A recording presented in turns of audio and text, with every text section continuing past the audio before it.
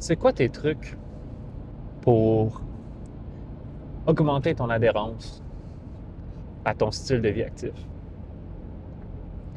Tu sais, il y a, je mets ça quelque part ici, là. Il y a la populaire, oui, peut-être pas si populaire que ça. Il y a la pyramide d'Eric Helms, dont la fondation, c'est l'adhérence.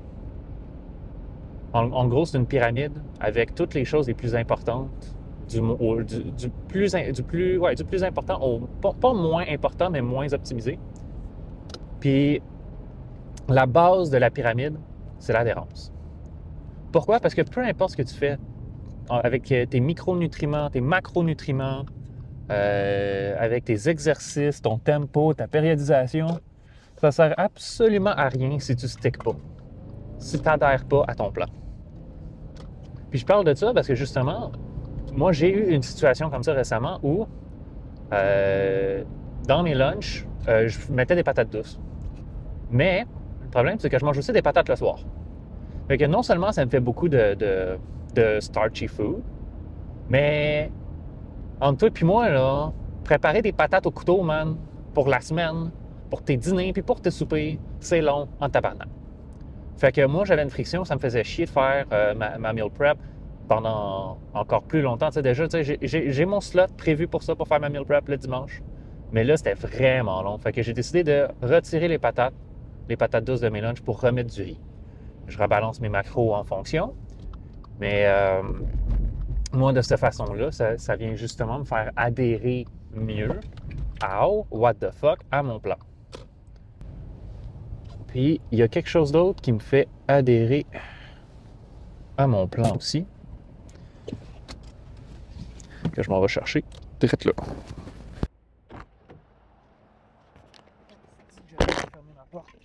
C'est ça. C'est ça que je suis venu chercher. C'est ça que je suis venu chercher. Oh yeah! Parce qu'aujourd'hui, je sais plus si j'avais dit ou pas, mais on est mardi. Ah non, je pense pas, je pense que j'avais perdu ce footage-là. On est mardi. Fait que demain, je travaille pas les mercredis. Fait que ça fait que je peux prendre un peu de steam avant d'aller m'entraîner aujourd'hui. Puis je sais pas encore si je fais un leg day ou un pull day aujourd'hui. Ah shit, j'aurais dû prendre un type, calice. Je viens de renverser partout dans mon champ. Ben partout. C'est pas si pire, hein? Shit, ma serviette est plus à sa place. Bon, ok. Pas grave. C'est pas de sucre, c'est pas grave. Ouais, ça fait que l'adhérence. Tu sais, j'en ai parlé il y a pas trop longtemps, mais le fait de ne pas arrêter à la maison. Ah, si, j'ai pas allumé mes lumières non plus. Mais le fait de ne pas arrêter à la maison avant d'aller au gym, ça rejoint ça, l'adhérence finalement. Parce que j'enlève la friction. Pour moi, l'adhérence, c'est d'enlever la friction entre toi et une action. Fait que si c'est dans la bouffe, mettons pour l'adhérence, quelque chose qui est très simple, qui est l'un des premiers conseils qu'on va généralement donner à quelqu'un qui veut s'embarquer dans de la perte de gras, ça va être justement de contrôler ton environnement, tu sais, d'enlever les sweets et ces affaires-là de chez vous. Encore une fois, je suis un parent, j'ai une conjointe à la maison qui n'est pas dans le fitness, donc je comprends totalement que le contrôle de ton environnement ne dépend pas seulement de toi. T'sais. Mais mets les chances de ton côté. Puis, mettons, quelque chose que moi je fais, c'est que, mettons, là c'est le soir, ma petite est couchée, on va écouter quelque chose à la télé avec ma blonde. Puis, tabarnak! Les estinés de poules au Québec, man, plus capable, esti. Esti de gouvernement de merde qui lésigne sur le esti fucking asphalte, là, en tout cas. Ouais, c'est ça. Fait que, tu sais, mettons, là, je vois les bonbons à ma fille sur la table ou je vois les chips à ma blonde sur la table. Ben, les bonbons, je vais aller les ranger. Puis les chips, je vais demander à ma blonde qu'elle les enlève de ma vision. Comme ça, je suis pas constamment en train de les fucking looker puis ils sont pas en train de me parler. Tu sais, les food noise, là, c'est réel, ça. Il y a du monde pour qui, les food noise, non, les food noise, c'est fucking réel, OK? Ceux qui le savent. Les food noise, c'est réel.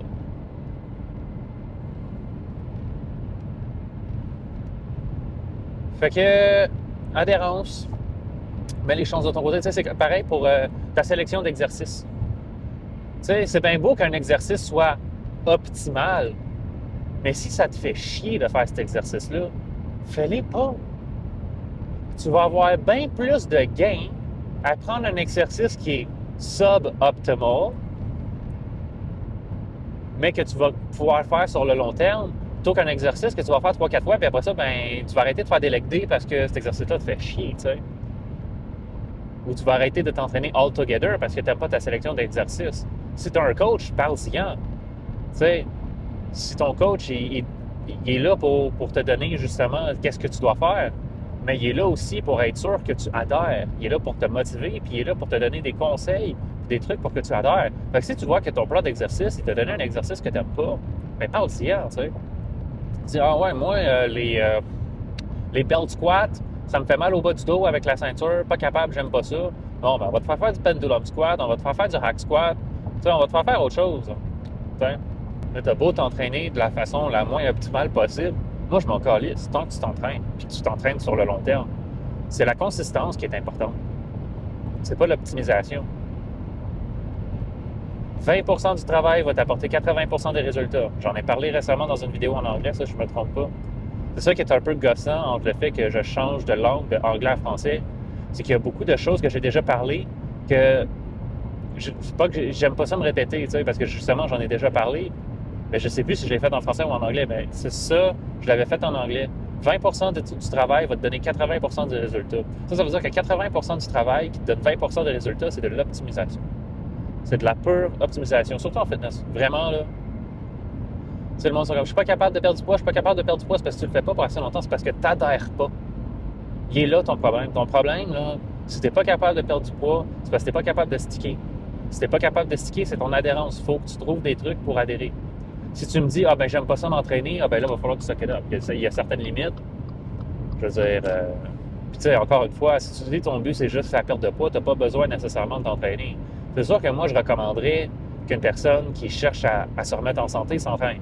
Parce que, écoute, fais tes propres recherches, mais passer 30 ans, surtout pour les femmes dans ce cas-là, pour les hommes, je ne suis pas 100% sûr, mais je sais que pour les femmes, passer 30 ans, ils commencent à perdre de la masse musculaire.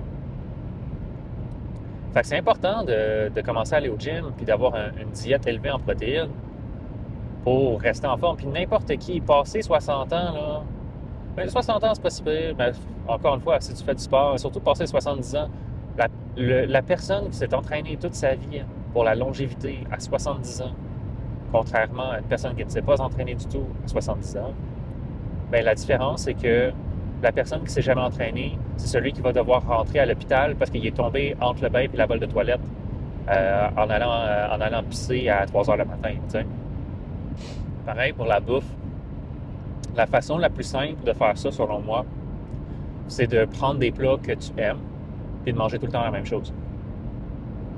Je te dis pas de faire ça pour le reste de ta vie. Après, si tu es down pour ça, fais-les. Moi, honnêtement, ça me dérange pas de manger les mêmes 7 plats toute ma vie. Okay?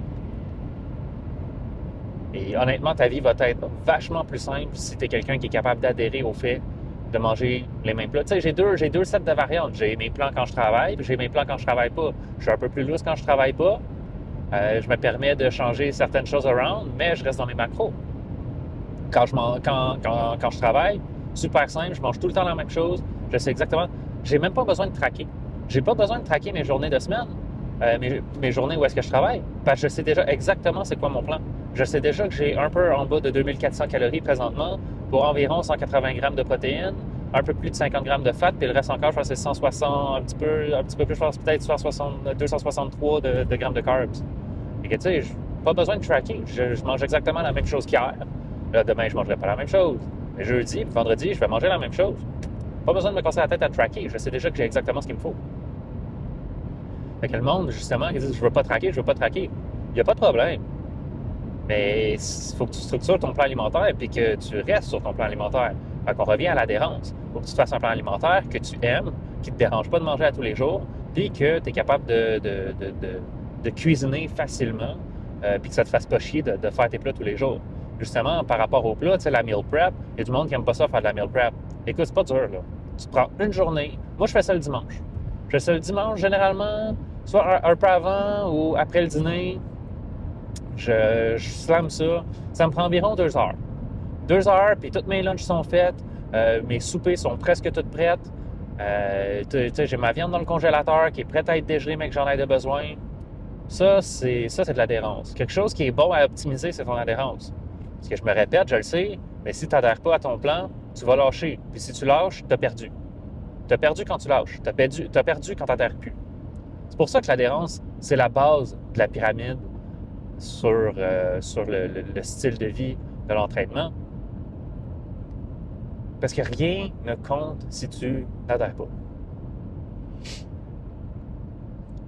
Fait que moi, si tu me dis que pour adhérer, tu aimerais ça manger une Pop-Tart le soir, si je suis ton coach, je vais essayer de te faire fitter une Pop-Tart le soir. Tu sais, tant que tu ne me dises pas qu'il faut que tu manges du trash toute la journée, si tu me dis, moi, je veux mon petit treat le soir, quand je rentre de travailler, moi, c'est ça mon petit plaisir, c'est ça qui me permet de décompresser, c'est d'avoir ma petite Pop-Tart. On va te la mettre, ta petite Pop-Tart.